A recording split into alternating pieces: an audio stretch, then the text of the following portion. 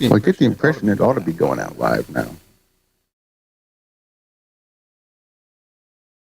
Best I can do is, oh, nope, I got a notification. I think we're live. No idea No idea how we sound. I'm on my telephone.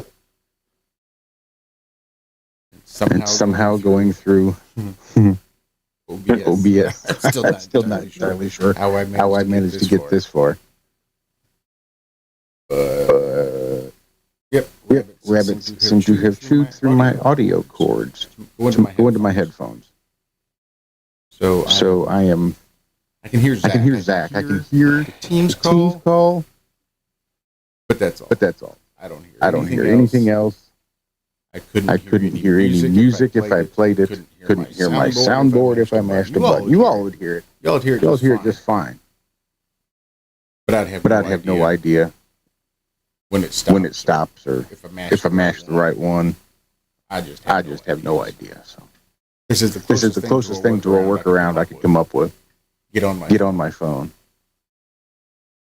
I have ordered the new cable. but it'll be here Tuesday. How are you doing, Zach? I can't complain. Those wascally wabbits. Them wascally wabbits. How was your week, man? It was all right. I didn't do anything. I'm in just a bit of a funk. What with? And my mom left me some money. Most everything was in probate. But there were two accounts that she managed to get mine and my sister's name on to as a transfer on death. So as soon as she died, we become the beneficiaries, and they could stay out of the probate courts that way. Everything else is in probate court except for these two accounts, which then get split between my sister and I. And I just carry a lot of guilt and shame and feelings of unworthiness. So I've got to. I know I need to take over these accounts and set my stuff up with the fidelity and get all that stuff taken care of and adult it out. But I'm just having a hard time getting out of the funk that it's putting me in. So yeah, man, I'm working on it. That's understandable. Just looking through the papers and all that kind of stuff probably brings up all kinds of memories, and it's hard. Well, I mean, it's all online. So I just talk to the fidelity guy, and he sends me a link, and I go to the link, and I sign up and create the account. And within a week, funds are transferred. There's two different accounts and two different accounts I need to set up to take control of all that money. But if I wasn't such a shithead, if I wasn't just such a horrible son when I was younger, and if our relationship hadn't been strained there towards the end, it's always, I don't know. This feels like it's always something. And it sure come in handy. What with home repairs and all kinds of stuff that need to be done around here. It's not like I couldn't use it. That there's not a significant amount there. I just can't quite bring myself to feel good enough about actually taking it. Not that there's any alternative, but I'm just having to work through it mentally. Yeah, I've never been in that position, man. Yes, no bueno. No bueno. Well, how are the bunnies doing besides the wascally one? So Banner says there's an echo.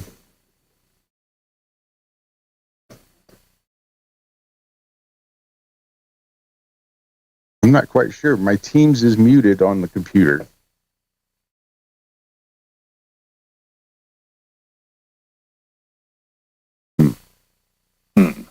I don't know. If it's that bad, we can just kill it.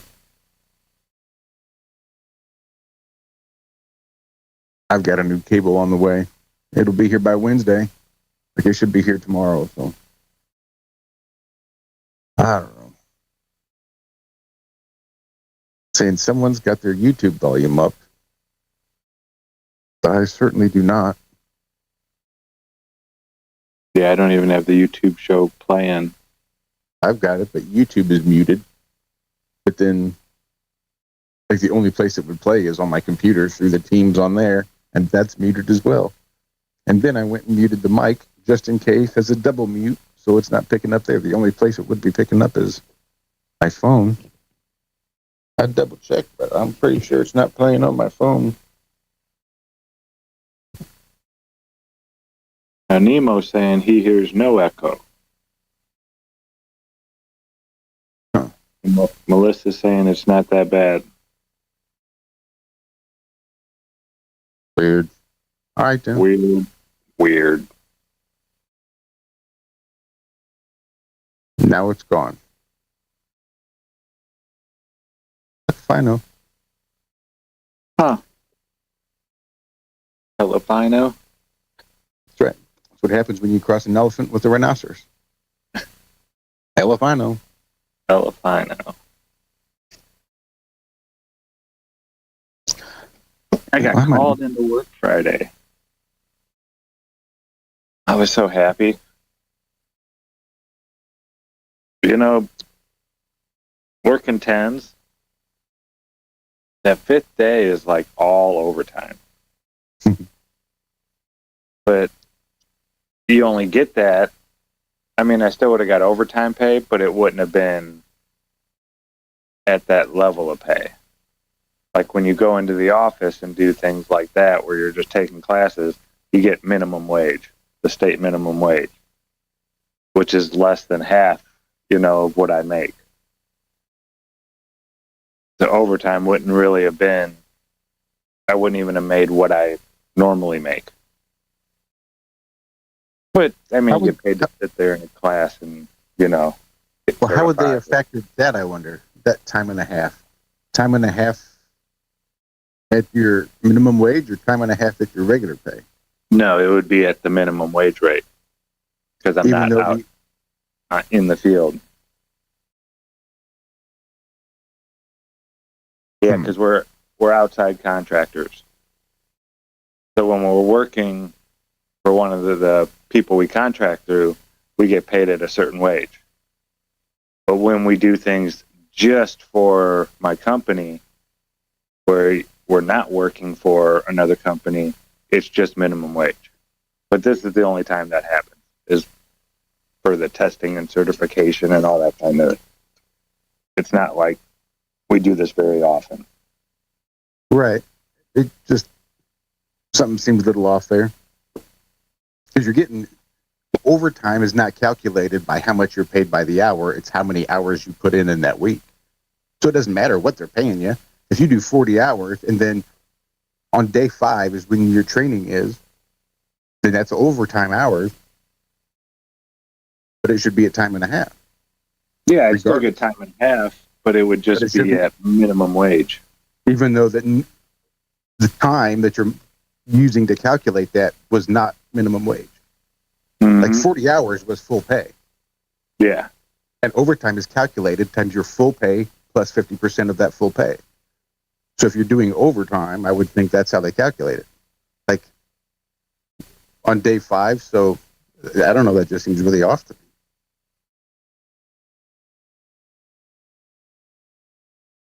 Yeah, I had never heard of it like that before either, but I've never worked for an outside contractor like this before either.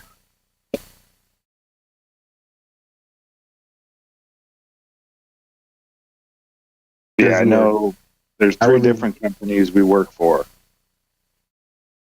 But for each one of them, we all get paid the same rate. It's not like when you work for this company, you get paid a little less, or this one, you get paid a little more. For all 3 of them, it's the same rate of pay. But it's when you just go in for your testing or this or that or yada, yada, yada, That's minimum wage. Because that's a special rate of pay. That's not your normal. It's a special rate of pay that they pay you special when you're doing just testing, because your normal rate of pay is your normal rate of pay, not the minimum wage for testing. That's what I think rubs me. Overtime is your normal rate of pay plus 50% of that. If they want to give, if your overtime hours they want to give you, they want to try to say that it's minimum wage. I don't know how they can say, well, okay, because it's overtime now, it's minimum wage plus 50%. Yeah, I mean, if I did this, because sometimes they'll do the testing on like a Tuesday. It's, I'd go in there and get paid minimum wage for those 6 hours that I was in there. Right, and that would make sense to me. And then I'd get my overtime at the end would be on regular pay. Right. Because then if they called you in on a Friday or worked on that Friday or whatever it was, that fifth day, doing regular work, then you get your regular pay plus 50%. Mm-hmm. That's why I think it shouldn't, you're still going to be on their payroll on that Friday, on that fifth day. I don't see how they can just say, well, we decided to put you doing paperwork today, so that way we don't have to pay you as much. I hope it stays on 5 days a week.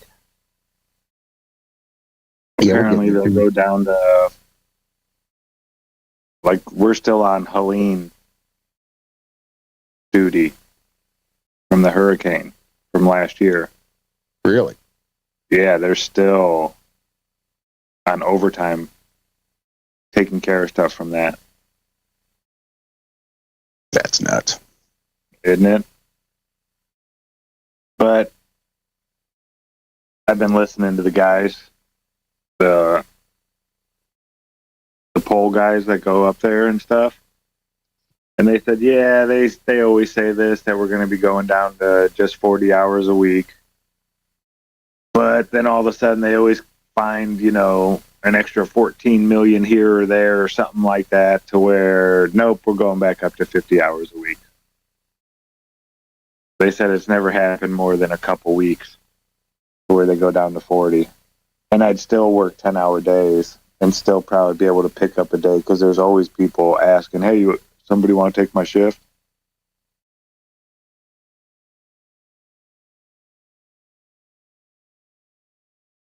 Yeah, 50's easy. 50 hours, I can do 5/10s. I don't like doing 6/10s. That starts getting old real quick. Uh-huh. I did that. I think it was like a little over a month.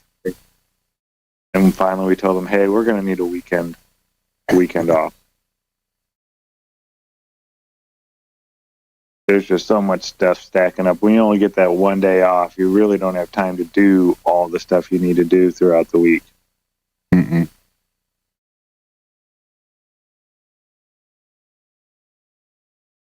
But I've been enjoying work.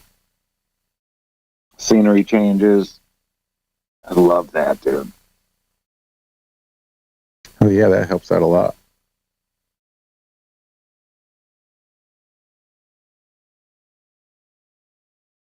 Yeah, I've had a couple jobs like that, and they've always been like my favorite jobs. They just usually ended up, not paying. Like when I was roofing, I loved the roofing job, but the owner, my buddy, this was real bad about, I'll have to get you this other 100 on next week's check. Oh. Yeah, it turned into that. And it was his dad's business. Had it for like over 20 years. Really well known. Always had work. Always. It's not like we weren't making money because of lack of work. He enjoyed the nightlife a little too much. Mm-hmm. Yeah, that sucked because that was a cool job. Didn't enjoy the heights going up above. The 1 stories, no problem. Even a 2-story that's pretty flat, not a tall pitch, no problem. I hated those, 45-degree angle roof, 2 stories up. Ugh. Yeah, fuck that. Yeah. Just takes 1 slip. Yeah, you learn to be real, real cautious. Ooh, 712s, yeah. 612s, yep.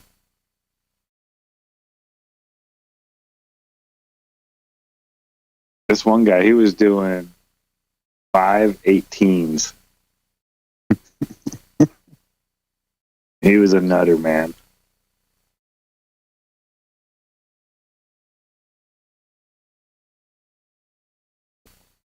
But he would take naps, Well, that helps. Yeah. And it wasn't like a half-hour nap here or there. He'd be out for like 2.5, 3 hours sometimes. Just sitting in the maintenance room.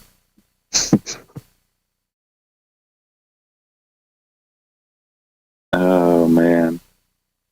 But he was the only guy that, he would make all this. We had special hand tools for putting the handle on a bucket and stuff like that. I mean, you could do it with your hand, especially when they're warm. It's a lot easier. But they would have to do it over in the printing, where the buckets are nice and cold already, and that gets a little bit harder when the buckets are, hard and firm like that. So they made this little hand tool, but they would make them in-house. You could order one for like $80, or he could make one out of just pieces of steel, like chunks of steel. He would just cut him down, and it'd take him a little while to do it. Then he'd have to harden it, he'd heat it up and then cool it off in oil. He got real good at it because they would get brittle and break if you didn't do it right. But yeah, he was like the only one. So he would sit there and like his goal would be to have 12 of them done. And he could probably do that in a couple hours. But he'd make it last all night. Maintenance guy there alone by himself. So it was pretty much he would do that and then fix anything major if it broke, He was there as like a backup pretty much. But yeah, he'd sleep almost half the time he was there. Great guy. Old farmer. I heard these guys talking some podcast yesterday about the smartest people that you know. What profession? Smartest people, when it comes to just like knowing everything. It's farmers. You got to be an electrician. You got to be a welder. You got to be a mathematician. There's so many things you have to be able to do to be a proficient farmer and actually make it. They're some of the smartest people I've ever met.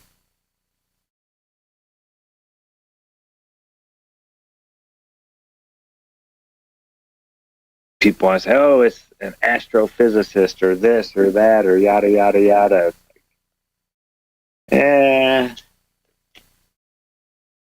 The shit hit the fan. I would much rather be stuck with a farmer than an astrophysicist. Just saying.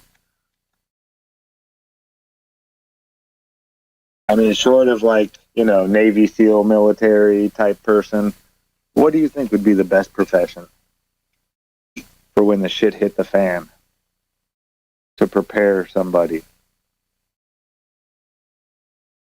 I'm going to have to think about that. What about you all in chat? Best profession to get you ready, for whatever you want to call it. The collapse of society.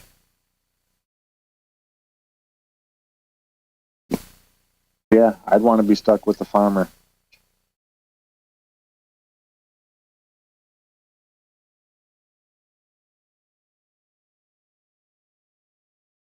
Woodworker? Carpenter, maybe? Yeah, carpenter's pretty good. That's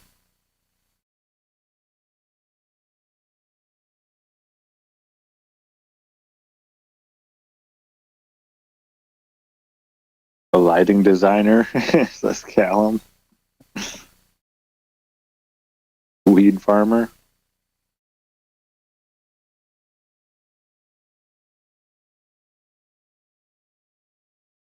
MacGyver? Yeah. I mean, that's what you want. You want someone with a big all-around knowledge. And farmers would definitely be good.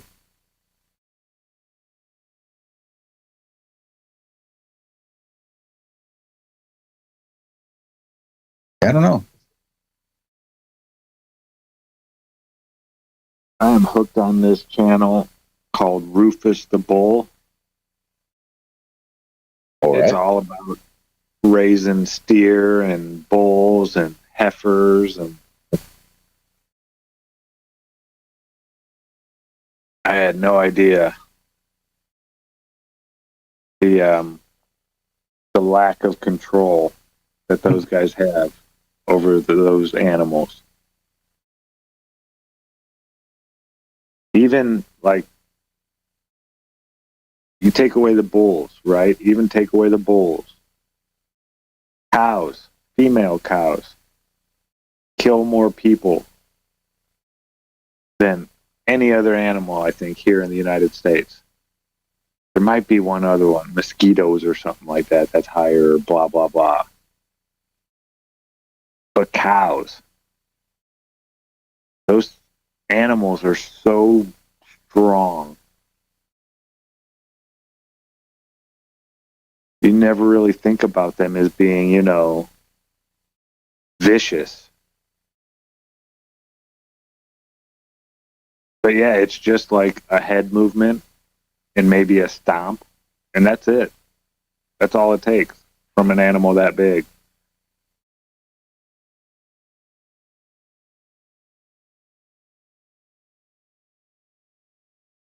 And this guy who raises these, these are prize bulls. His one bull, Rufus, is 2,700 pounds. Like, he's enormous. They give his other bull, Redford, shit because he's only like 1,800 pounds. He's like, y'all don't get it. Like, because everybody asks, is Redford going to grow anymore? He's like, Redford is huge, you guys. Yes, he's not Rufus. Rufus is like one of those anomaly type things. You only get a few of these types of bulls in a lifetime. The Rufuses. But Redford is a big bull. 1,800 pounds, that's nothing to wave a stick at.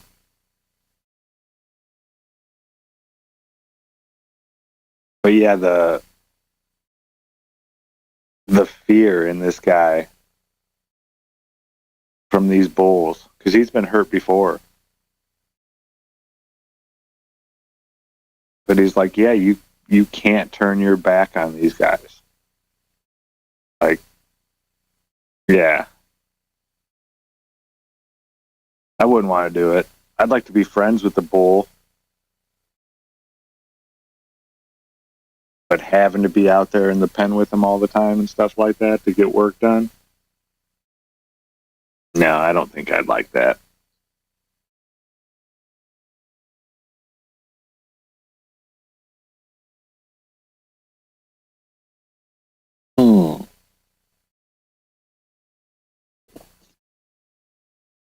Michigan orders emergency drawdown of Hall Lake Dam at Yankee Springs Recreation Area.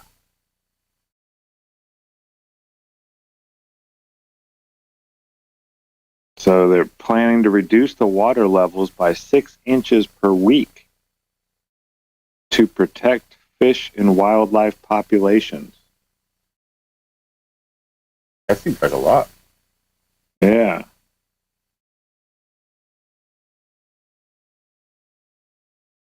So they have the safety of the dam, serious concerns over the safety of this dam. So they're going to start lowering the water levels.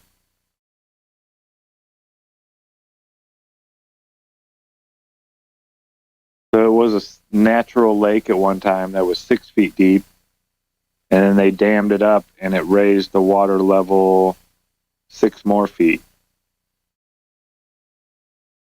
Oh, this is one of those stupid articles that it's going to say, read more.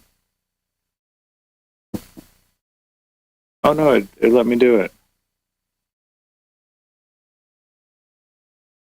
So, but recent routine spring inspection from the Michigan Department of Environment, Great Lakes, and Energy, they classified the Hall Lake Dam as a significant hazard dam.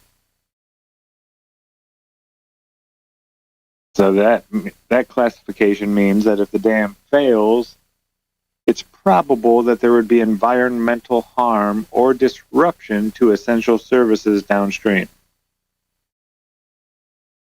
Not to mention an expected economic impact as well. But loss of human life is not likely.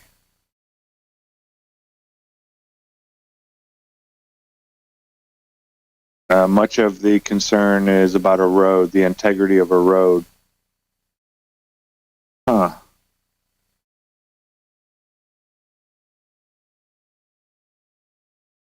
Yeah, that's one thing about messing with Mother Nature like that. You know, we build these dams and all this stuff, but there's nothing we can build that Mother Nature won't destroy. It's eventually going to happen, and you have to have stuff in place for that oh shit moment.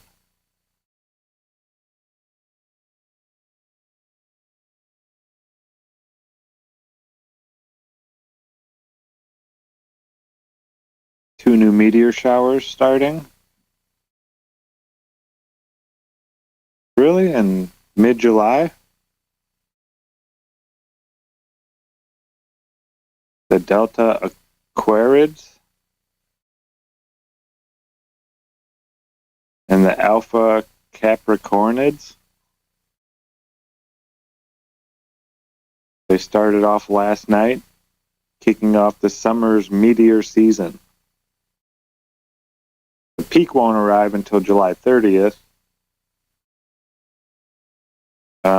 These twin displays will slowly build throughout the second half of July.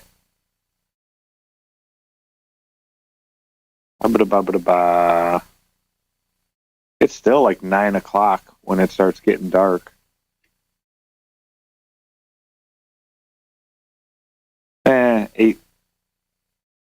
8:30, it starts to get dark, but the sun's still out, or the light's still out past 9.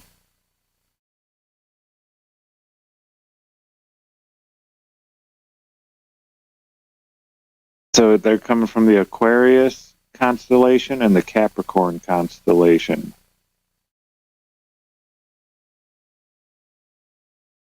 Huh.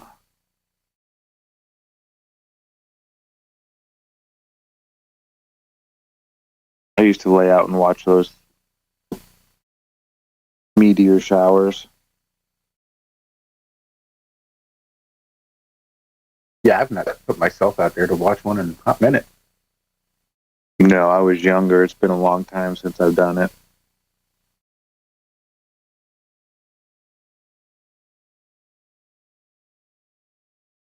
I feel like there's a couple elephants in the room that we've not discussed. The one I'm really least interested in is the whole Epstein release and the debacle that's become. Yeah. I'm really kind of surprised. Like, I'm surprised they're still talking about it. Like that, oh, you tell us just to accept that what you say is true and to move on and to stop asking questions, I assume most people would. I really figured they would just do exactly what the president told them to do. But to see them still pushing it, not accepting that as an answer, was pretty surprising. I mean, and not just the public. No, a lot of it is his, people that have been backing him for years. Influencers and whatnot. No, you're right. There's a lot of people like, wait a minute. Now you said... Well, they flew out a whole bunch of these influencers, right, on the round one of the Epstein release, where they had the whole special cool package for round one of the release, so that they flew all the influencers out there to be able to put this information out on the internet from round one of the release, only to find out that round two was, that's all. No list. No list. So Ghislaine is in prison for sex trafficking people to no one. Well, see, and this is the rub, I think. You want a list, that's where you have to go. If they used the list to prosecute Ghislaine Maxwell, then the list is going to be in the Southern District of New York City, where they've used it as evidence to prosecute Ghislaine Maxwell, and it's going to be sitting in an evidence locker somewhere. FBI wouldn't have it. If they did, they would have had it, collected it, and turned it over to the Department of Justice for the prosecutors to use to prosecute Ghislaine Maxwell. Do they have a list? Nope. We don't have a list. Sorry, no list here. Is there a list? Sure, but we don't have it. Or the semantic game of Epstein's list of clients versus Epstein's client list. And those would be two separate things. I don't know.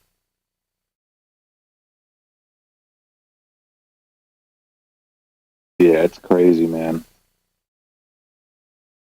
And they're like, who cares? This is old news. It's like, what do you mean, who cares?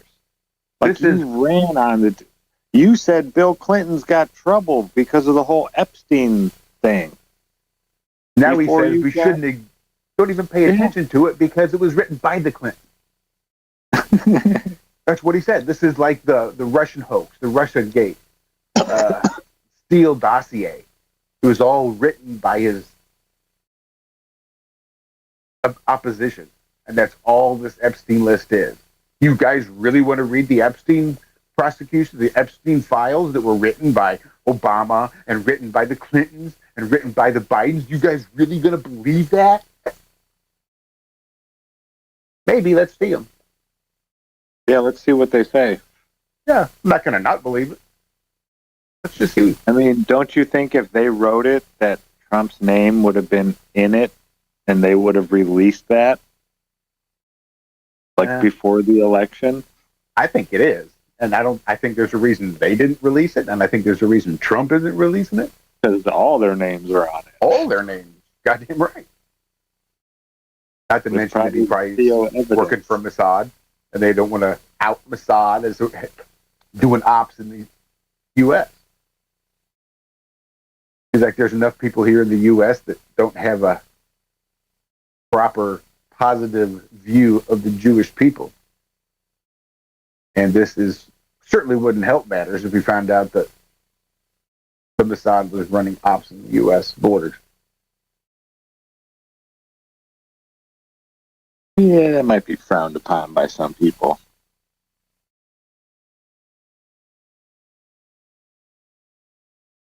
Yeah,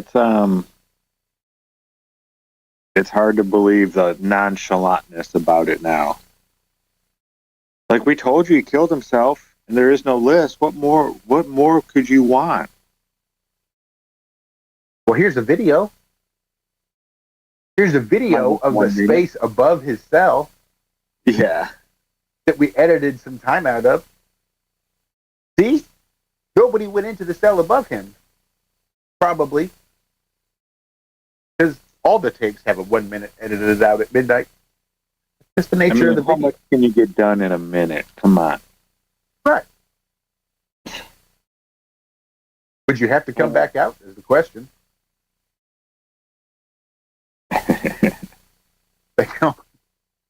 All you got to do is go in there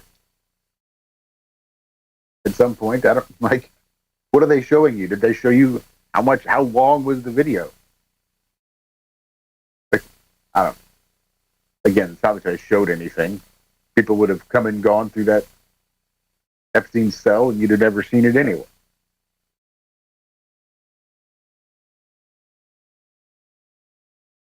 How many people that are in these suicide-proof rooms are able to commit suicide?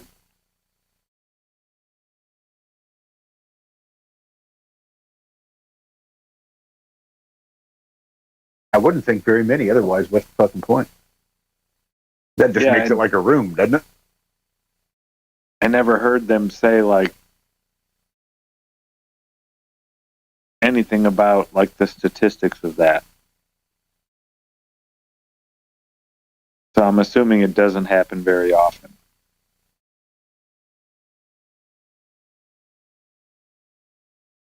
I don't know. That'd be a question for ChatGPT. Meet the new boss, same as the old boss.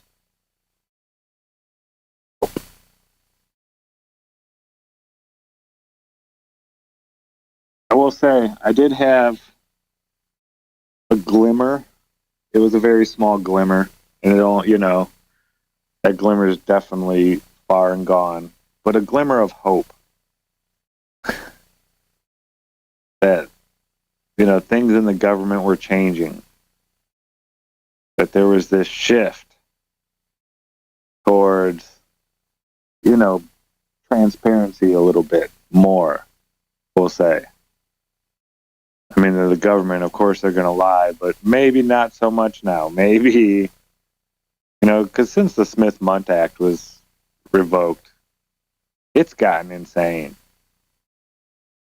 I mean, the news always lied to us, but they used to at least tell the same lie. Now you have these two different new, one's for the right, one's for the left, and they say the exact opposite thing now. Which is just fucked with this country's head so bad. You can see it. It wasn't this polarized ever in my lifetime. I mean, back in the day, people would ask, who are you voting for? None of your business was the answer you would get. Now people wear it on their sleeves. Like they're part of this team or something like that. It's crazy. Families splitting up over politics.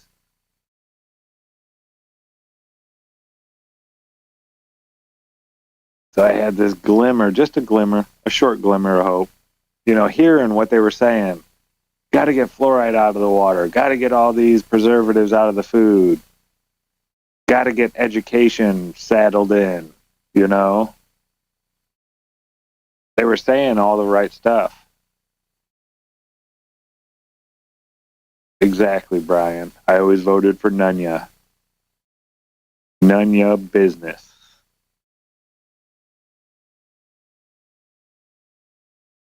But nope, it's honest as a grave. Meet the new boss, same as the old boss.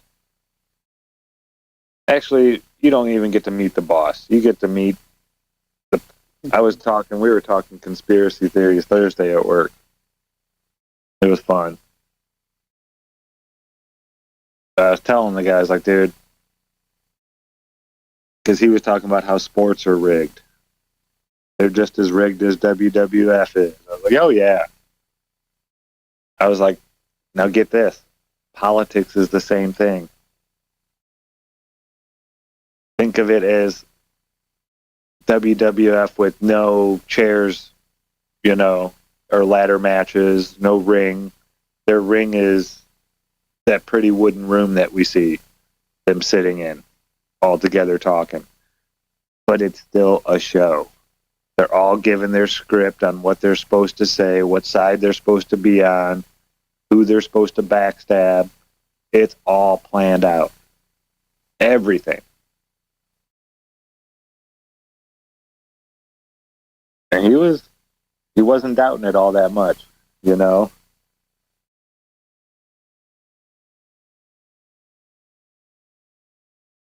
Yeah, it seems like more and more people are waking up. The common person is just seeing through the bullshit right now.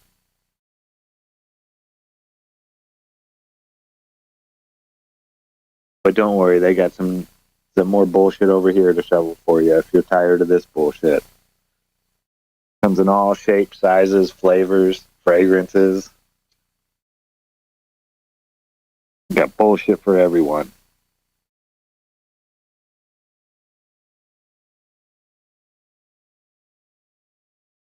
Only cats?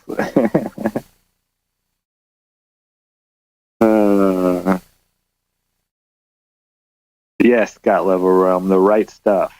That was a movie about NASA astronauts with Clint Eastwood was in it. Oh, who else was in it? Tommy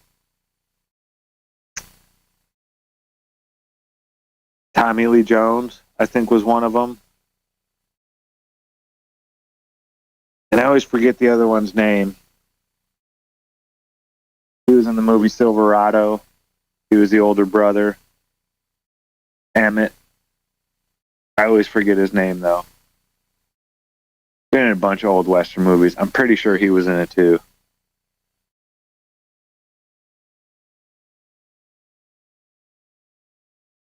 Oh, man. A good old movie about the NASA astronauts and having the right stuff.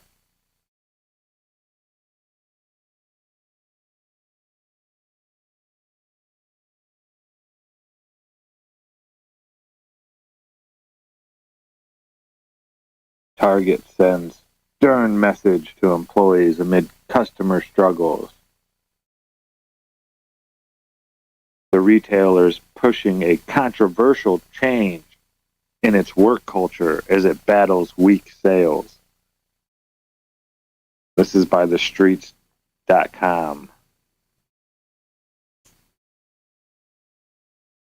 So it's saying it's seen sales weaken amid inflation and controversy over some of its policies. Remember, this is one of those that went woke. So sales dropped 3.8%, then 4.8%, yada, yada, yada. But now it's facing outrage for scaling back its diversity, equity, and inclusion initiatives. Something that has caused several consumer boycotts. That's a fucking bullshit. Remember those six people that were making all that noise that we all ignored for the election? Remember those six people?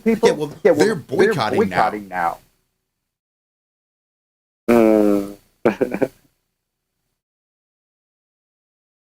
Now you should give a shit. I know you spent the last 20 years learning how to not give a shit about these people. And you finally decided that enough is enough. But now you really should listen and give a shit. Because they're boycotting. Who?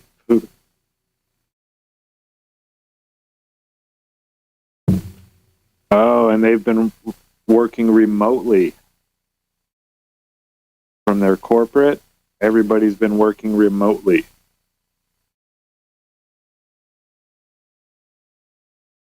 So now they're going to be expected to work from the company's headquarters office 3 days a week.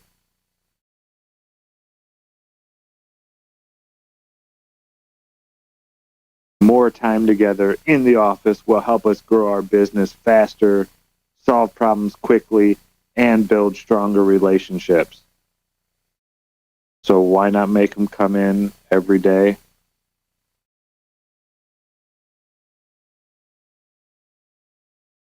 I mean, how much are you really getting done at home? I get it. A lot of the stuff that happens in the office is a big waste of time. But it also stops people from sitting around watching movies in their pajamas all day. And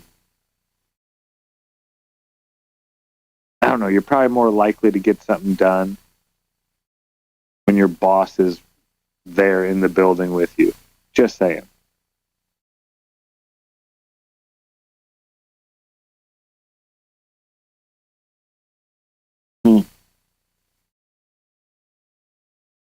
Oh, employees will have the freedom to create their own schedules and choose which 3 days work best for them.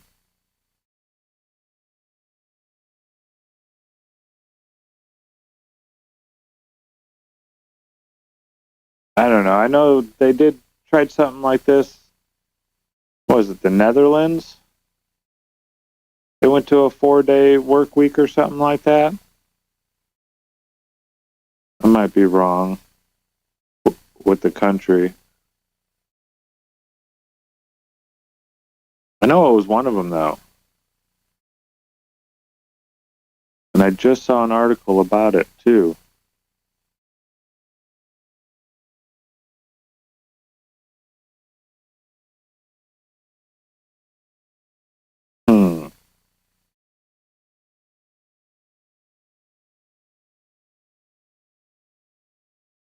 Oh, we're saved, everybody.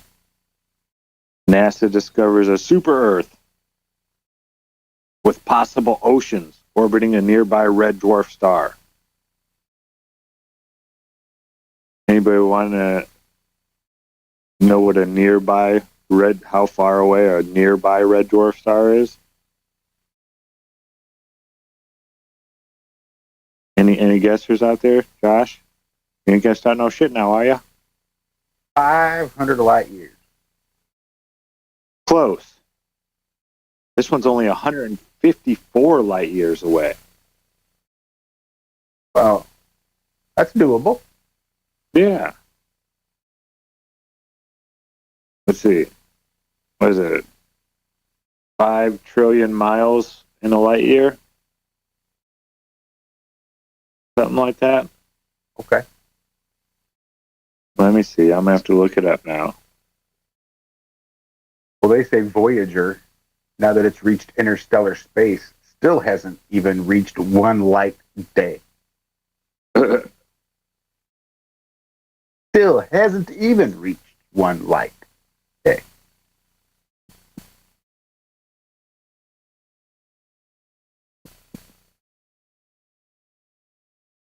That's crazy. Okay. Oh, it's a big number. 5.79 times 10 to the 12th. So yeah, 5.8 trillion miles. So we'll just say 5. We'll be generous. So how many light years was this away? 154 light years. We have 154 light years. That's 5 trillion. Oh man, 770 trillion miles away. And if you could be moving a mile a minute, right, which is pretty quick, that's moving. I mean, that's highway speed, isn't it?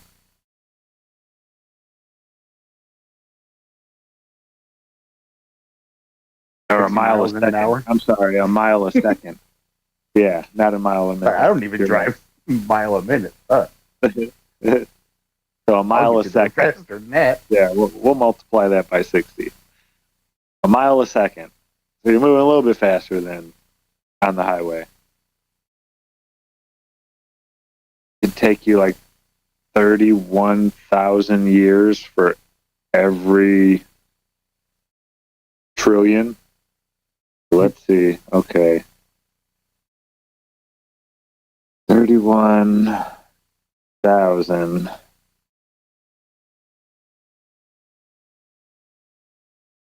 Oh my goodness.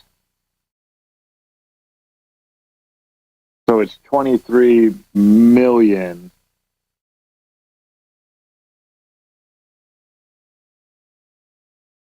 times, whoa, a trillion. So I got to add, it's a lot. It's a lot of zeros. Quadrillion. What would that be? Heptillion? A number you can't even fathom.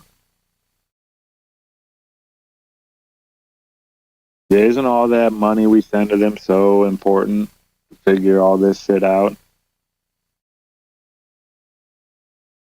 Well, there's possibly water on this planet 154 light years away that it would take 100 generations to get to, traveling at unfathomable speeds that we can't reach? Sure. Let's spend our money on that stuff.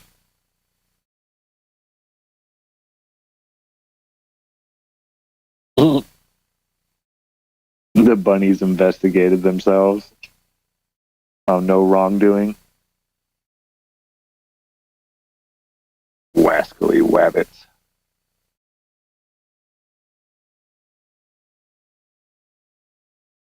I'm surprised David didn't drop in today.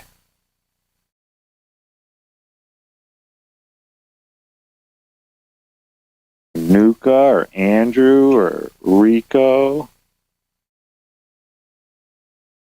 Weren't nobody here. You haven't seen Liz in the chat either.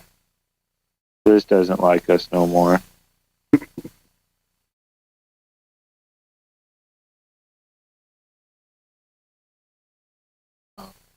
So, there's that second elephant in the room. Did you see that fella named Sean Paul Reyes almost get himself killed? I didn't watch it, but did a cop pull a gun on him? Yeah.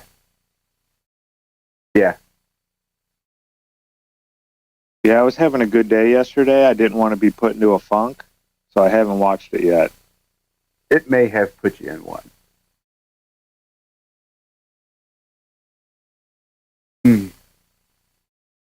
Trouble is, it was so obvious. And there's a history there. This is the guy that Sean's had an issue with for a while. He's the state trooper, Sergeant Fahey. That's who it was. Oh, that's years ago. This goes back.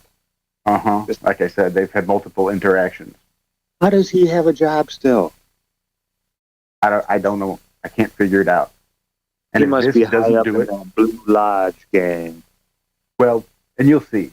He's got to be, just because Sean walked up his driveway onto his porch and knocked on his door. Now, Sean hired a cameraman for this. So it's not like he was holding a phone or a camera or anything. He'd hired a totally separate camera guy to film this interaction. Sergeant Fahey came to the door, told him to get the fuck off his property. So Sean was leaving the property. It was about, 25, 30 yards from the house, retreating, going back to the road. And Sergeant Fahey goes back into the house and comes back out with a pistol. And basically was chest to chest, pushing Sean backwards down the driveway, down the road, essentially. Looks like it's a shared driveway. And while he was doing it, told Sean he's a Connecticut state trooper. Sean says, I don't care. And old Sergeant Fahey just hauls off and spits in his face. Like he's 4 inches from his face and just right in his face, in his eyes, in his mouth, just right in his face. And Sergeant Fahey calls the cops, says Sean's threatened to murder him, and he was trespassing. And so the cops came and arrested Sean and his cameraman, basically for getting spit on. What they arrested him for. That's crazy. And to arrest him and know that there's a history here, I guarantee nobody on that force is unaware of. Didn't they just get out of court for the first one not that long ago? Seems like. And it seems like Sergeant Fahey has moved, because this isn't the first time he'd gone to his house. He had brought his billboard truck and a cameraman this time. But it's the first time I thought he'd taken the billboard truck into a neighborhood.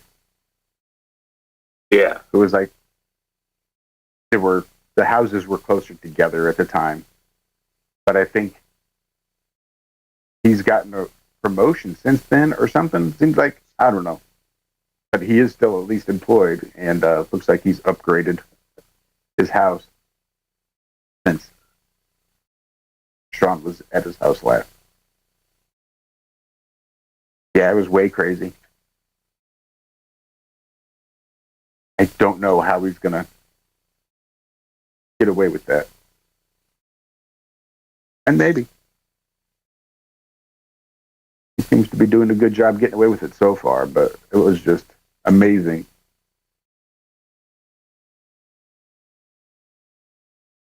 I guess what surprised me most is that he got arrested for disturbing the peace. Yeah. And I'm sure he had it all recorded and everything. Yeah, it's crazy, man. Yeah, so it'd be a felony if Sean were to spit on him. But these cops said that because there was no injury, that it's perfectly okay for the cop to spit on Sean. But because Sean was there, that's disturbing the peace, and he went to jail for 6 hours. And that's, I think, what they had arrested him for. And it was like, all right, Sean, you've got like a $10,000 bond. I forget what it was. And they were going to give the cameraman an OR, or release on his own recognizance, just a self-surety, sign himself out. Basically pay no money. But, and this is where it gets even dirtier. Once they realized that there wasn't that much they could really, that they probably didn't have the charges of disturbing the peace, considering he's the one that got spit on, I think they just started tacking on charges. They charged him with voyeurism, charged him with a couple different other things, raised his bond to like $75,000, and then put a $50,000 bond for the cameraman, who previously had zero bond and zero interactions with law enforcement. This was the first time offense, first time he's had any interaction with police. And they just retroactively decided to change his bond from $0 to $50,000. This is in Massachusetts, right? Connecticut. Yep. Yeah, I can't believe that guy still has a job after. I mean, he pushed Sean down the stairs the first time. Yep. How he still has a job is, yeah, he knows somebody. He's got to. Yeah.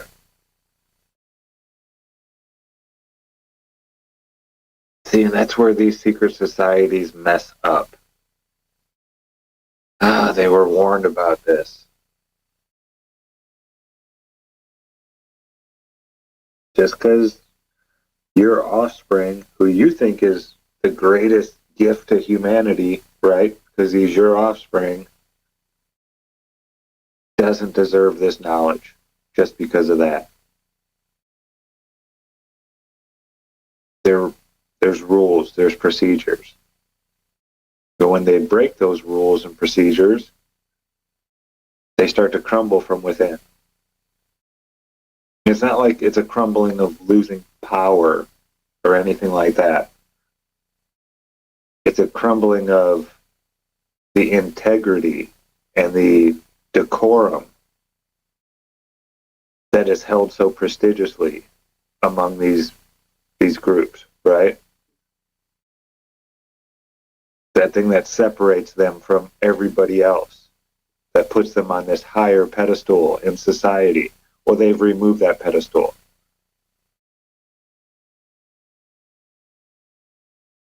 They're no different than the rest of us now, but wielding all this power that they shouldn't even have now. It's crazy.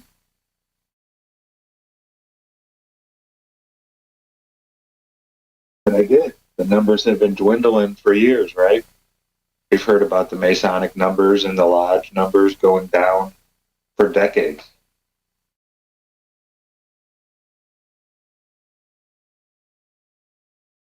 Somebody's got to fill the roles. Yeah, I thought I remember them even saying that they had dropped the rule that you couldn't ask to join, that you had to be invited. It was like an invite only. Mm-hmm. To the point that they had to almost rebrand. I remember Mark Sargent pointing out all of the bumper stickers. The number 2, the letter B, the number 1 is ask, and then the number 1. To be one, ask one. If you wanted to be a Mason, just ask him. He'll tell you all about it. Tell you how to join.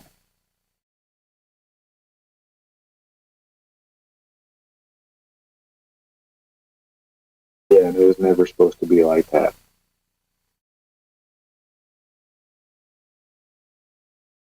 They were supposed to go out and not only find, but recruit these people, right? At a young age even. Shit. I was asked to join DMLA at 11 years old. Freemasonry for children.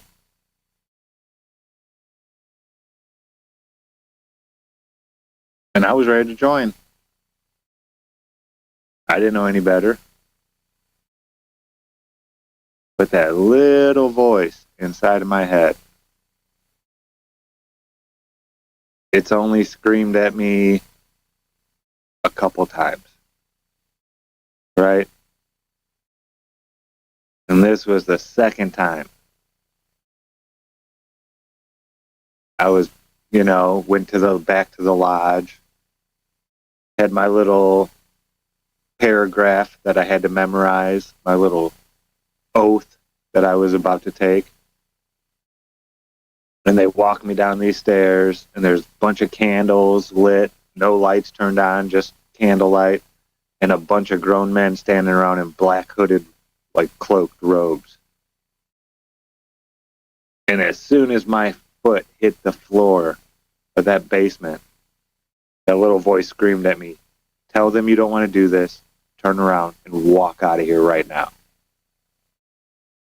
It wasn't a suggestion or anything like that. It told me to get the hell out of there right now.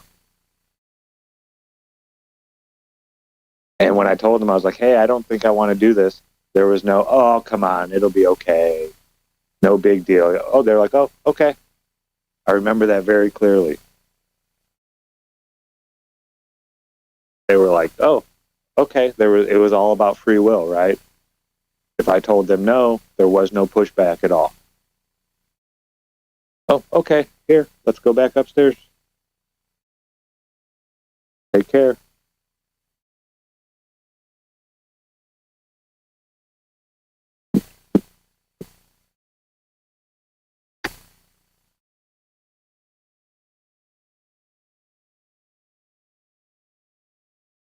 Oh, man, but I am going to have to get rolling here.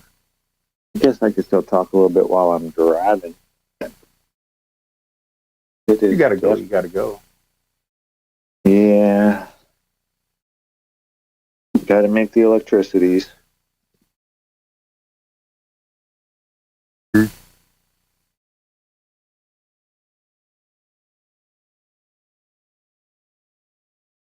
I enjoy it though. That's good. That makes all the difference. Yeah, it really does. It helps. And to know that, what I'm doing is actually, it's not all that much, but it does provide a pretty important service. I mean, I like electricity. There's a lot to be said for electricity. To enjoy all the work it helps me do. Yeah, and to be a part of something like that makes it easier too. Not to say that if I don't get up and go to work, there's going to be no electricity today. It takes a whole village.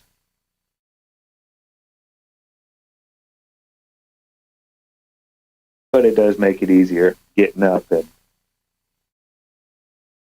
all that fun stuff.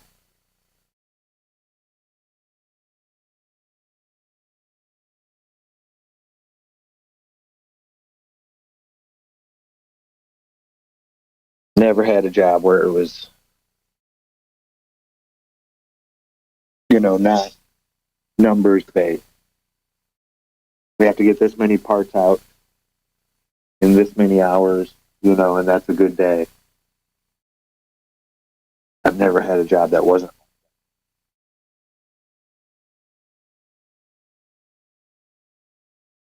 You want to go potty real quick? Okay, we can do that too.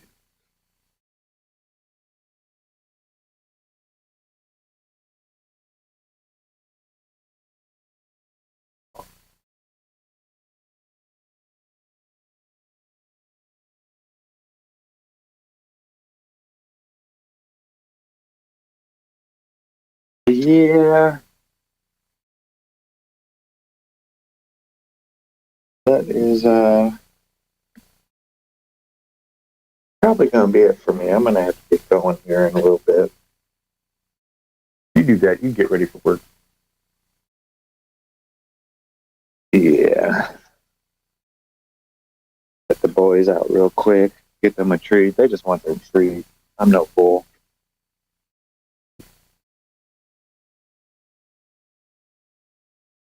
See what's the weather going to be like today. 93 today. Yeah. Yeah, that's no joke. Is that 30? Ish. 31?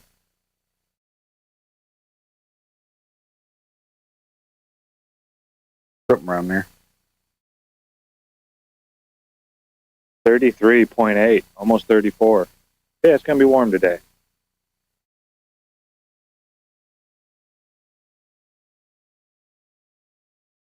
I'll take that over 30 degrees every day, though.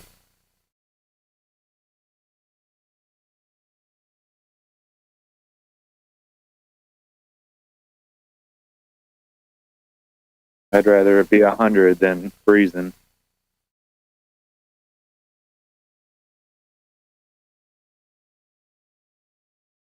Yeah, I don't know. I've never had such a farmer's tan before. My goodness.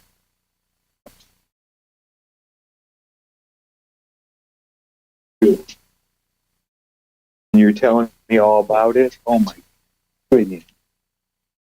Okay.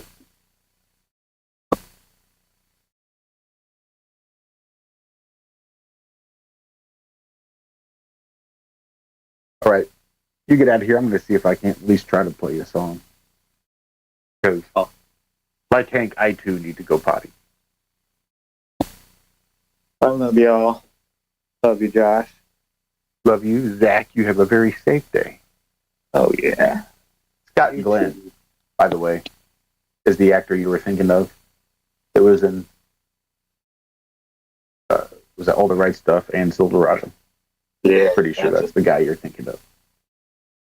Mm-hmm. Guy from My Heroes Have Always Been Cowboys. Mm-hmm. The movie. That one. Yep.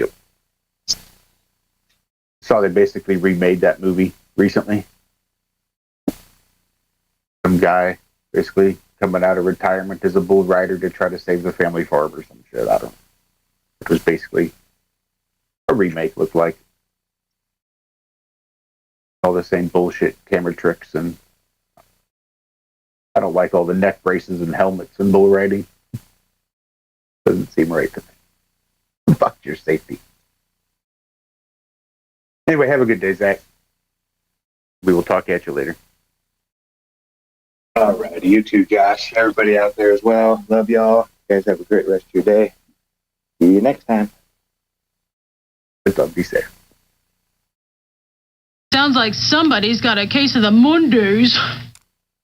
All right, so I'm going to try to get out of here and take a little break. If I don't make it back by the time this song ends, and I'll try, then don't go anywhere because I will be back momentarily. We're just going to give this a go because I can't hear it. It doesn't really come through on my end, so it's all visual based.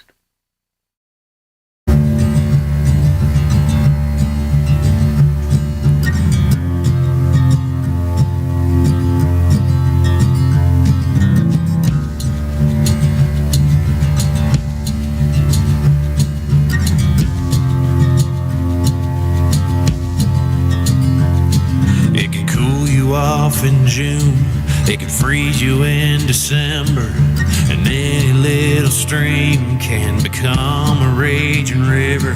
It can float your boat or leave you standing in the wake, watching your whole season's work up and wash away.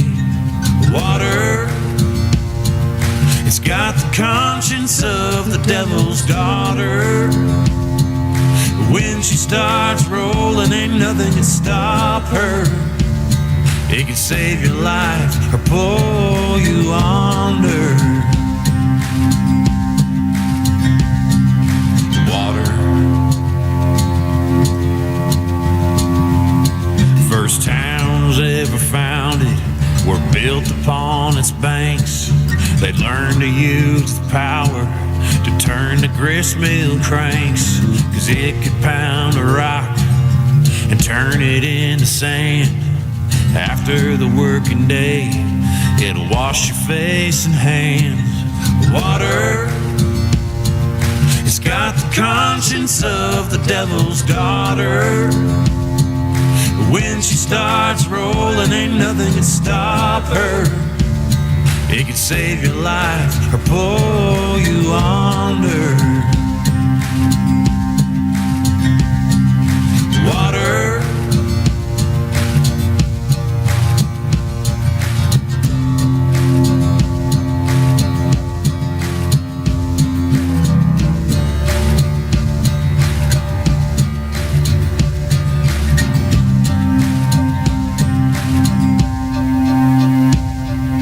Water, it's got the conscience of the devil's daughter. When she starts rolling, ain't nothing can stop her. It can save your life or pull you under.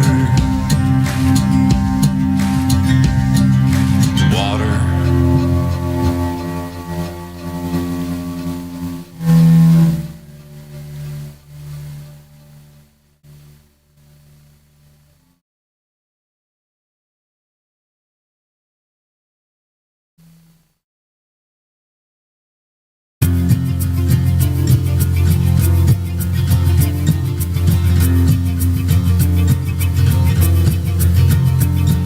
Sunlight sparkling on the river, another dawn, here to deliver my mind some peace.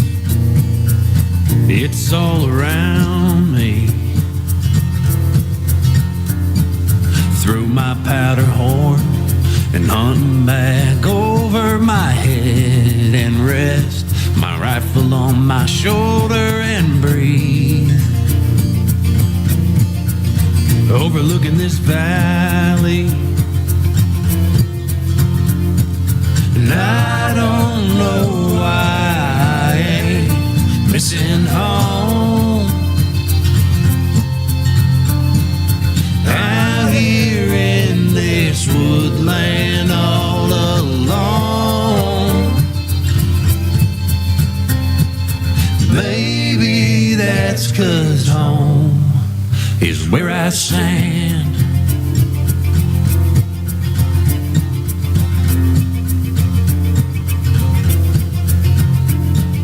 These autumn nights are getting cooler, and hours of light are growing fewer by the day. Time quickly fades, just like life, you only get so many, and I want to spend the rest of what God gives me this way. Just this way. And I don't know why I ain't missing home. Out here in this woodland all alone. Maybe that's 'cause home is where I stand.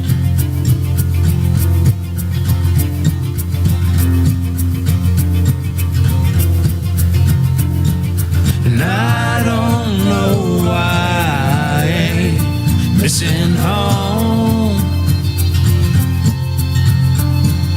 Out here in this woodland all alone. Maybe that's 'cause home is where I stand. Yeah, maybe that's 'cause home is where I stand.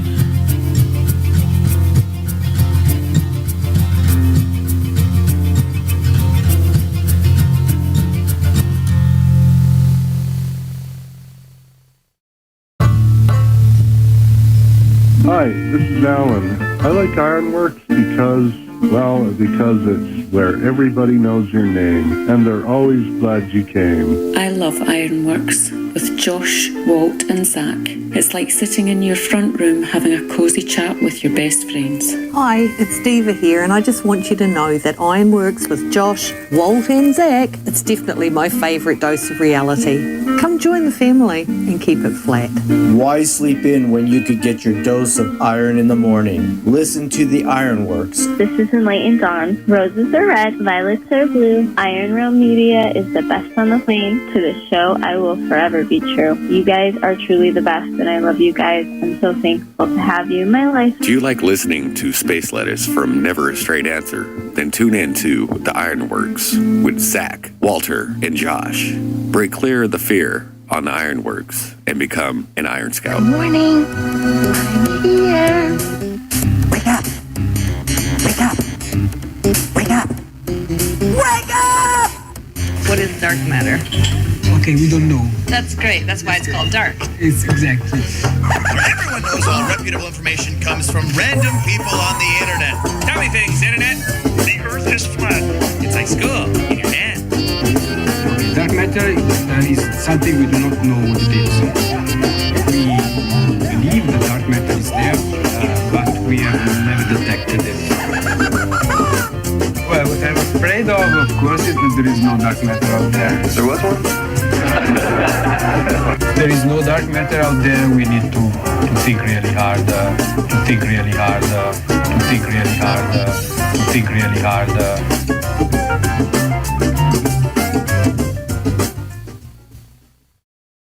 And this is so nuts. I don't even know what I'm doing. Like, I played 2 songs because I couldn't make it back in time, and I didn't know when to actually, fade out the second song that already started. So I said, oh, fuck it, I'll just roll with it. Listen to a whole second song. It'll be fun. But I couldn't hear it. Playing the soundboard, I can't hear that. I don't know what I was playing other than I know what buttons I mashed. This is so stupid. The Edge Red bunnies ate my cable to my headphones. So, like, I can't hear anything without the headphones that go into my mixer. The best workaround I could come up with was just hopping on the Teams call on my phone. That way Zack would be able to hear me. And I could at least hear Zack, and we could have that much of a IRONWORX show this morning. But I still can't hear anything that I play through my computer or anything else. I've still got it in my brain that my microphone is active, but nope, I'm not using that microphone. First thing I did when I came back, sat down, put my headphones on. They're not connected to anything because the bunnies chewed through the cable. Just headphones. Don't do anything. Don't go anywhere. Yeah, I'm not entirely sure how the rabbits got a hold of it. Like, it's like a 10-foot cable, so I know there is way too much, and it's always in the way. But I guess somehow when I dropped the cable on the ground, it fell close enough to the cage that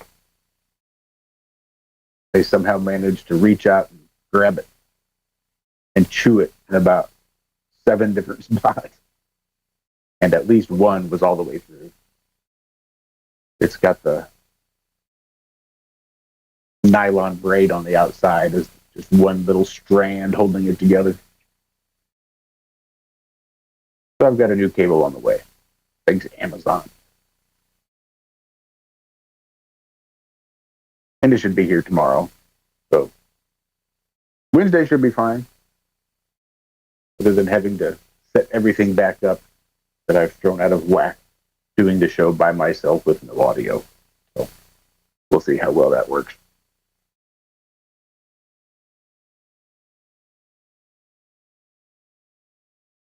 Would rabbit ears help with the signal? No, Ian, I don't believe they do. I've got plenty of rabbit ears around here, and they don't seem to do jack shit.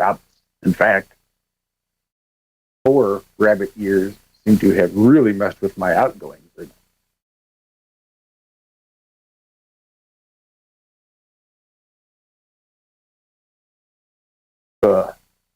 I don't know even what to do. I think we had some space lettuce that I saw Walter and Zack might have thrown in there. I just don't know that I'll be able to open it up.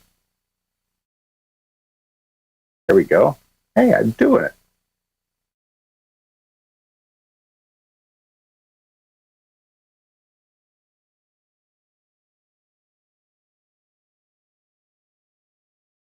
Oh, looks like Walt has thrown in some bee stories. Stories of bees. Identifying the culprit behind the biggest ever U.S. honeybee die-off. Goodness.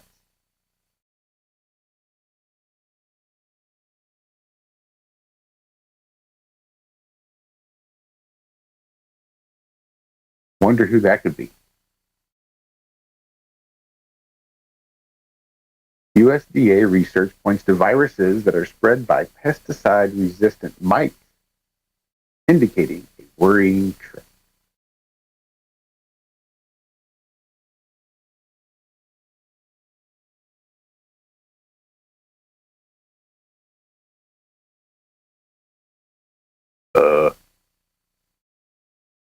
That's a pretty big bee die-off. No shit. U.S. beekeepers had a disastrous winter between June 2024 and January, a full 62%. 62% of commercial honeybee colonies in the United States died, according to an extensive survey. It was the largest die-off on record, coming on the heels of the 55% die-off the previous week. When the scientists of the U.S. Department of Agriculture caught wind of the record-breaking die-offs, they sprang into action. But their efforts were slowed by a series of federal funding cuts and layoffs by President Trump's administration. Now, 6 months later, USDA scientists have finally identified a culprit, probably Trump. According to a preprint posted to the IRONWRX server this month, nearly all the dead colonies tested positive for bee viruses spread by parasitic mites. Alarmingly, every single one of the mites the researchers screened was resistant to amitraz, the only viable mite-specific pesticide, or miticide, of its kind left in humans' arsenal. Tracking the rise of miticide resistance Tracking the rise of miticide resistance is critical, experts say. Honeybees pollinate more than 90 commercial crops in the U.S., generate between $20 billion and $30 billion in agricultural revenue, and play a key role in keeping the U.S. food supply stable. The miticide-resistant veromite, is this really, they're just going to blame it on the mites?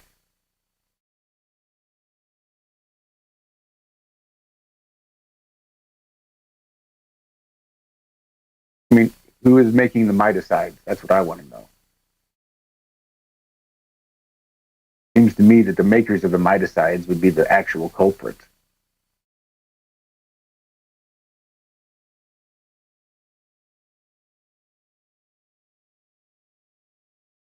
It doesn't really tell us anything. But here's what's cool. It doesn't really matter. Because Chinese scientists have created cyborg bees. Yay, cyborg bees. They can be controlled like drones for undercover military missions.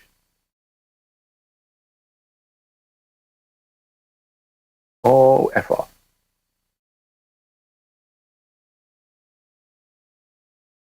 I can't. Hello? How do I get off of this? There's no X. I don't think I'm subscribing to your newsletter. I'm not even going to write you a blessed story. That's okay. Okay. Cyborg bees.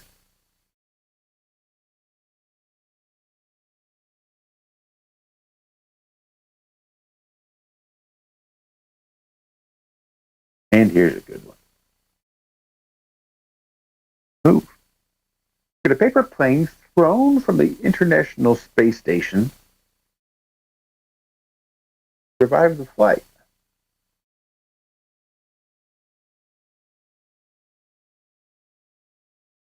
I'm thinking quite possibly. From the looks of some of these private space flights, when they re-enter, they seem to be coming down just fine. No major heat marks or scorches or anything like that. No issues. There's been pieces of satellites and strange space debris found in fields with no real damage done to the outside whatsoever. So I'm guessing absolutely. And it says they didn't experiment, so this should be good. Let's just read this real quick from ScienceAlert.com. Sometimes there are profound questions in life that must be answered, like, what is the meaning of existence? Are we alone in the universe? Or what happens if you throw a paper plane from the ISS? Well, luckily, the third one has finally been answered because, of course, someone would eventually. A new paper from Maximilian Berthet and Kojiro Suzuki from the University of Tokyo looks at the dynamics of an origami spaceplane during Earth atmospheric reentry. In other words, what happens when you throw a paper plane out of the ISS? First, let's go over some technical ideas that are necessary to understanding this seemingly simple concept. Oh, I don't know that I wouldn't do this. Origami literally means folded paper in Japanese, and in this case, the authors decided to make the paper airplane out of a standard A4 sheet of white paper. The result looks something like a third grader would have made up to annoy their friend sitting in the front of them in class, but with a lot more aerodynamic modeling. Once the software model was made, it was time to put it to the test. The ISS orbits at around 400 kilometers, about 250 miles. So the authors decided to launch a plane from that height and at the speed similar to that of the ISS itself. 7,800 meters every second. That speed might seem likely it would shred any plane made out of paper, but at 400 kilometers altitude, the atmosphere isn't thick enough to do much damage yet. It's actually the case for the majority of the descent back to the ground. From 400 kilometers down to around 120 kilometers altitude, the plane stays relatively stable, given the lack of air. However, the plane descends very quickly due to its low ballistic coefficient, which is a measure of how well it can overcome air resistance. With its low ballistic coefficient, the plane rapidly slow, descending to 120 kilometers in about 3.5 days. On the flip side, a low ballistic coefficient would mean that once the plane entered the atmosphere, it would actually have a lower terminal velocity than something like a cannonball. Unfortunately, it never makes it that far. According to the simulations, at around 120 kilometers altitude, the increased air density induces uncontrollable tumbling, essentially sending the plane to an uncontrollable flight path similar to anyone who has ever made one of them. But why stop at simulations when you have a PhD aerospace engineering and can build paper airplanes for science? And why just build one when you can test one in a hyper-advanced wind tunnel on your university's campus? The answer is, you don't stop. Which is why the authors built an actual paper airplane model, admittedly with an aluminum tail, and put it into the Kashiwa hypersonic and high enthalpy wind tunnel at the University of Tokyo to see what kind of aerodynamic forces the paper airplane could withstand. This didn't go easy on their experiments either. They didn't go easy on their experiments either. Their one-third model paper airplane,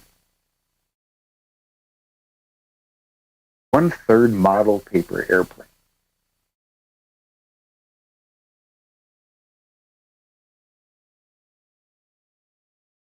One-third model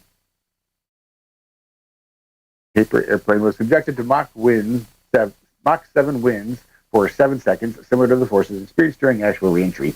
This, unsurprisingly, bent the nose of the paper airplane back, but to its credit, it didn't disintegrate, at least not in that amount of time. There was also noticeable evidence of charring on the nose and wingtips, indicating that if the experiment had gone on longer, the paper plane would have burnt up, ultimately proving that what would happen was one of the purposes of the experiment. There are plenty of mission architectures that could potentially use something similar to this paper airplane model.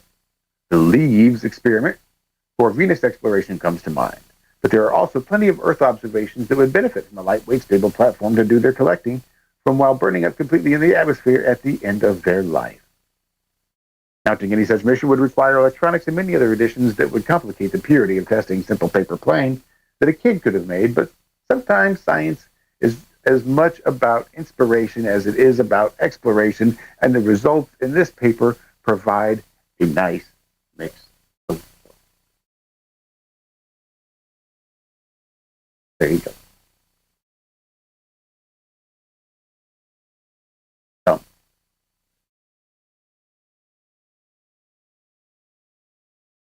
And here's this one that I saw mentioned in chat today, I think.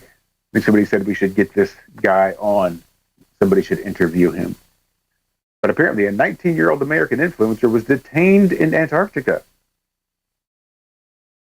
According to CNN, citing Chilean prosecutors, a 19-year-old Ethan Guo, a multiple national and internet 19-year-old Ethan Guo,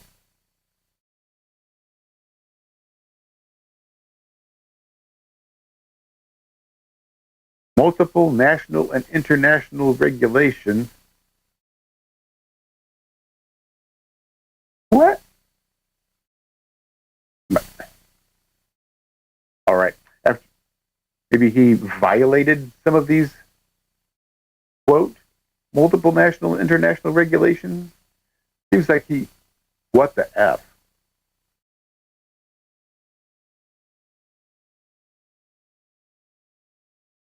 Without permission from the South American country. Oh, he changed his flight plans without prior notice. But unfortunately, it's because he had experienced some complications hitting some rough winds. Oops. While he was already in the air, he began to experience a series of complications, according to his lawyer. She says that Guo claimed that he was conducting an exploratory flight to see if he could follow this route or not. Per the network, Loa said, adding that Guo claims that he was conducting. No. Chilean authorities told CNN that Guo submitted false flight plan before he took off in his Punta Arenas Carlos Ibanez del Campo Airport in a Cessna 182Q aircraft. Authorities told CNN that Guo turned off course towards Antarctica at some point during the flight. Quote, the accused provided false information to the Aeronautical Authority. He submitted a flight plan indicating he was going to fly over the city of Punta Arenas. Regional prosecutor of Magallanes and Chilean Antarctic, Christian Crisoto Rifo, said when speaking to CNN, I don't even know if any of this is real. I think this is all garbage. Maybe this is an actual story, but I don't believe an actual human being wrote this whatsoever. I'm not seeing a byline other than WKRC.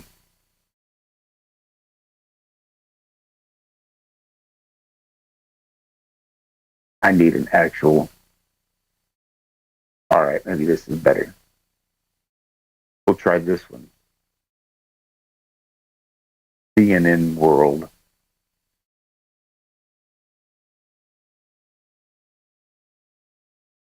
Guo, whose website states he's trying to raise $1 million for cancer research. No. If you see that anywhere, just know that's going to be bullshit. You don't need to research cancer.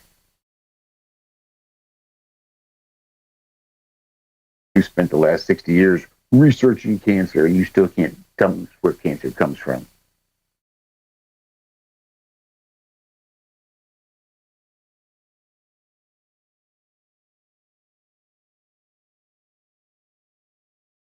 So this dude, huh? Interesting.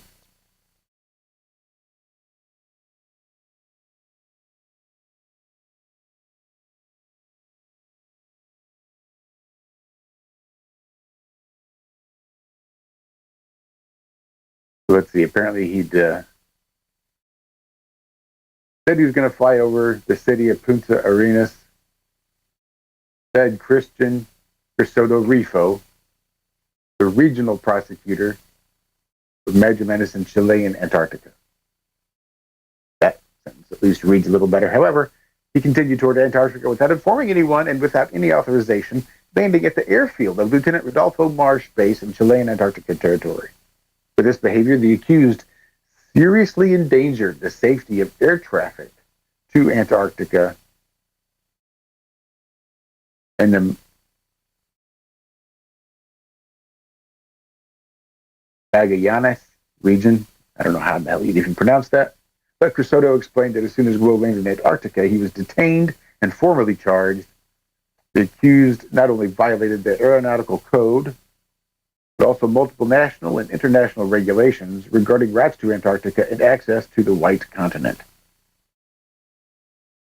Emphasized Crisoto.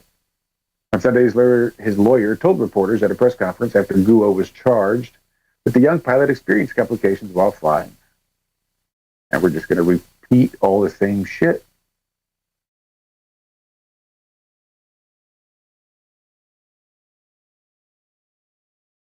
They're going to say that the teen must remain in the Chilean sector of the frozen continent until authorities give him permission to return to the city of Punta Arenas. Oh, sweet. So now he's being held in Antarctica. The Chilean court decreed a 90-day investigation period for this case, during which time Guo must remain in Chile. Well, there you go. Just complications. Apparently there were complications. I don't know what that means. Maybe it wasn't as easy as he thought it was going to be. Things just got complicated. Flying a Cessna was complicated.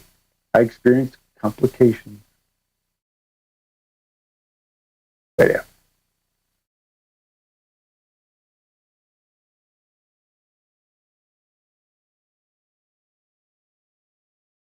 Sorry, now I'm stuck reading headlines. We've only got about 8 minutes left before I got to get out of here anyway. I don't even know what to say about that. Don't even know what to say.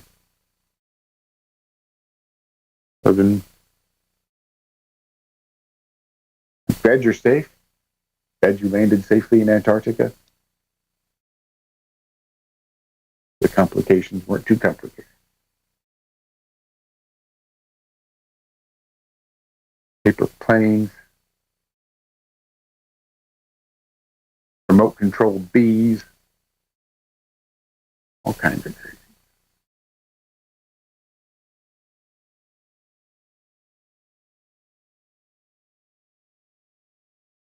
Let's see what we got going on.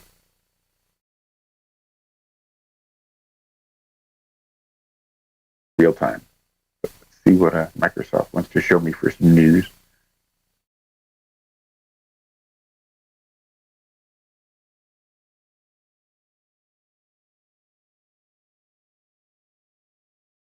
Oh yeah, the Air India crash. I saw that. Apparently someone removed the fuel switches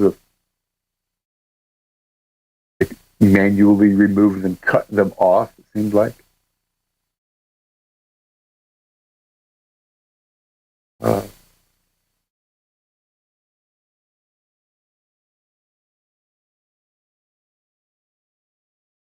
Oh yeah. Son daughter died last year.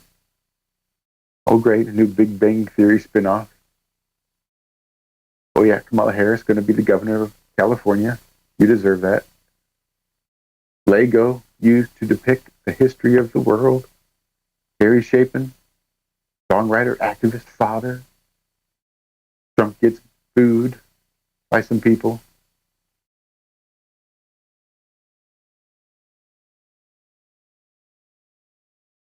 Oh yeah, whole bunch of nothing. Whole bunch of nothing exciting going on except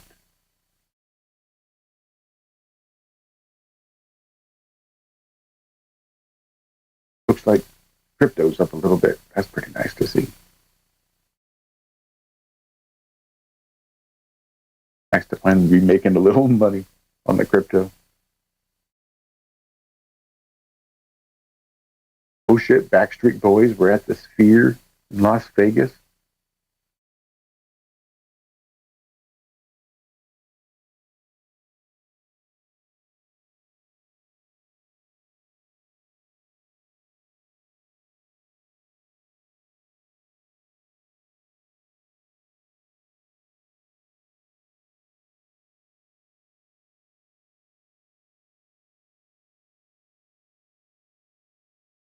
Yep, just a whole bunch of nothing.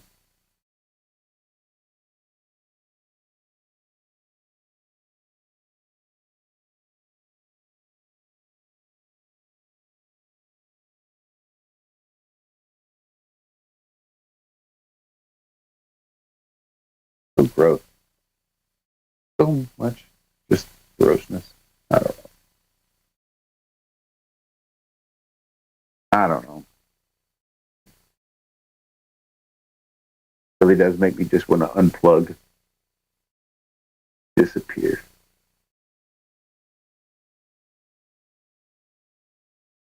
Like the fact that I'm a husband and a father, only two things, I think, keeping me from just crawling off into the woods, seeing how long I can survive out there. Like, I don't know. Sure, I'd run out of, like, I don't know what I'd do if I go into AFib. I'm out in the middle of the woods. Or then maybe just, curl up next to a tree and stroke out there as opposed to somewhere else.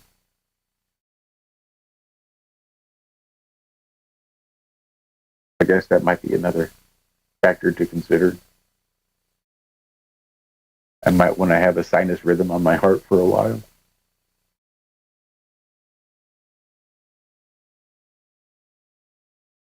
Yeah. Laura, that is called hiding. Exactly what that's called.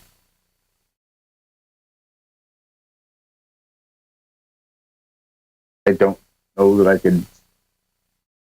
Yeah, that's what I'd call it too. Yeah, I'd love to just crawl off and go hide in the woods. Hide from all the weird, crazy nonsense that they have going on. God. Maybe I'm still in a little bit of a funk. Suppose there's that. But I'm working on it. Like there's all sorts of justifications and positive things I can say as to inheriting that money. But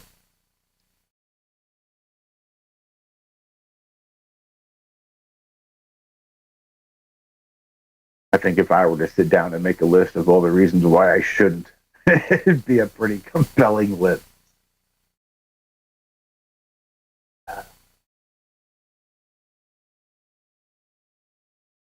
No, Melissa, you're right. Heart probably would fix itself.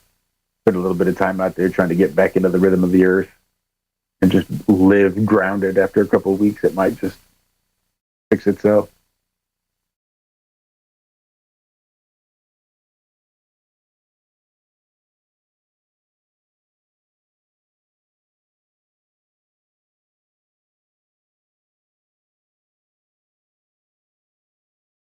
But now we're getting down to it, only about 90 seconds left. I do want to thank you guys for putting up with this makeshift show. I really did consider just canceling it, going back to bed, trying to get another hour or so sleep. So I hope it wasn't too poor of quality. I know there was an echo at times. Usually when I'd forget and unmute on my soundboard, on my mixer, that's how I do it on a normal show. That's where I'd be muting and unmuting. If I unmute there, then this microphone picks it up. And this microphone picks it up. I have to keep it muted.